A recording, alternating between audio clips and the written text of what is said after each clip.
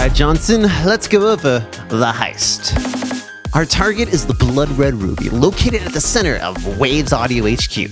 We'll make our way through the cover of night, sticking in first through the roof and then traversing through a variety of guards, lasers, and scams until finally we'll make it to the safe and crack the code to get ourselves the Blood Red Ruby. Oh, sir, well, I'm certainly all in on this plan. I just don't really know how you expect us to do this. I mean, we're only 2 people. Don't worry, Johnson, for that's why we're gonna build ourselves a team.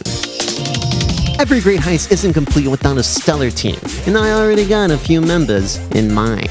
First, we start off with the twins, aliasing and truncation. Aliasing is a type of distortion that happens when you have a frequency that's over half of your sample rate. So, for example, if we have a sample rate of 44.1 kilohertz and we have a frequency that's over 22 kilohertz, then we'll actually cause distortion by just adding in random harmonics. And if you don't know why harmonics cause distortion, then you might want to check out this murder mystery right here. But he wouldn't be complete without his right-hand man, truncation. Truncation distortion happens when you lower the bit depth of a song without dithering it correctly. Basically, when you record a sound, you're actually taking a bunch of snapshots of the sound, like think of taking a bunch of photos, create a video, which are called your sample rate and your bit depth. A higher bit depth allows the computer to more accurately capture the sound, but when you lower that bit depth, you're essentially telling the computer to round all its ultra-specific points, causing your sound to sound like this. Next, we need a generalist, and I've already got one person in mind.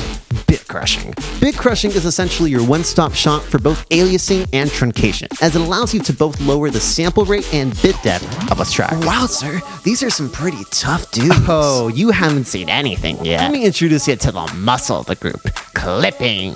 Clipping distortion happens when your signal gets too loud for the computer to handle. Now, you might be thinking, but why is this bad? I mean, I don't know about you, but I like my music loud. Well, the computer can really only process so much information, with the max information it can process being 0 dB. So when you go over that mark, what's happening is the computer just doesn't know what to do with this extra information, and so it assigns it a random frequency, adding random harmonics which cause distortion. Again, if you don't know why harmonics cause distortion, then you should really check that video out. And lastly, we need some charisma on the team. And nothing says charisma like harmonic distortion. Harmonic distortion occurs when you use a distortion plugin to either add in or increase the harmonics of a sound. And with all these other distortions, these tend to be like bad or unwanted distortions. But with harmonic distortion, this tends to be the creative, the good distortion that we all know and love. Together, with all of these members, we'll be unstoppable. Wow, sir, that's brilliant, like truly tremendous. So, when do we strike? Well, that's the beauty in it, Johnson. We already did. What? We already got the Blood Red Ruby. What? No way, that's incredible. Yes. Oh my God, that's freaking best.